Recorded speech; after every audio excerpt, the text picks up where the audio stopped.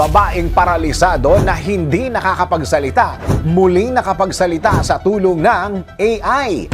Maraming inobasyon na ang makabagong teknolohiya ang umiiral ngayon dahil na rin sa patuloy na pagbabago at pag-unlad sa teknolohiya kung saan karamihan ay automatic na at maaari nang magawa digitally. Pero sinong mag-aakala na maaari rin palang magamit sa larangan ng medisina ang teknolohiya? Kagaya na lang ng babaeng nasa kwentong ito na natulungan ng artificial intelligence para muling makausap ang kanyang mga mahal sa buhay. Kung paano nakatulong ang AI sa pagbibigay boses sa babaeng ito, ito yung kwento.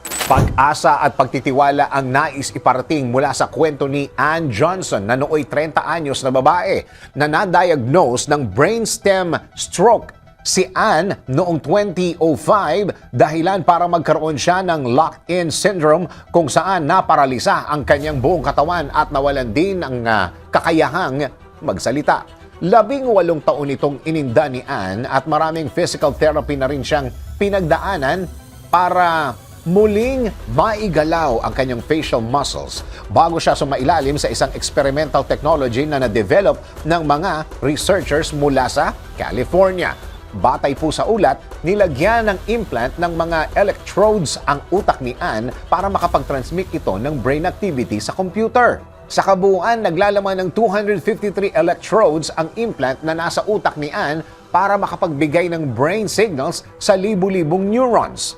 Nag-install din ang mga doktor ng port sa ulo ni Ann para sa cable na magko-connect sa brain signals ni Ann papunta sa computer nito. Dahil dito, makakapagsalita na si Ann sa pamamagitan ng AI algorithms ng computer na may kakayahang i-translate ang kanyang brain signals. Meron ring avatar ang computer ni Ann para mag-represent sa kanya at para maging more realistic, kinuha ng mga researchers ang boses ni Ann noong ikinasal ito at ginamit ito para maging boses ng avatar. Kaya ring i-convert ng system ng nasa computer ang brain signals ni Ann para maging facial movements ng avatar kagaya ng iba't ibang facial expression.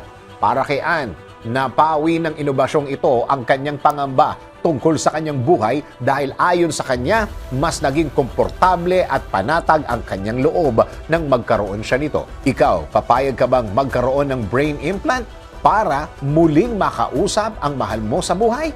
O matututo ka na lang makontento para tahimik ang iyong buhay? DWIZ Research Report. Report. Thank you for watching. Tuloy lang ang panonood at pakikinig ng tamang balita sa DWIZ News, DWIZ News FM Regional, DWIZ News TV, Aliw Channel 23, nationwide. Mag-follow, like, subscribe at i-share ang aming mga social media accounts.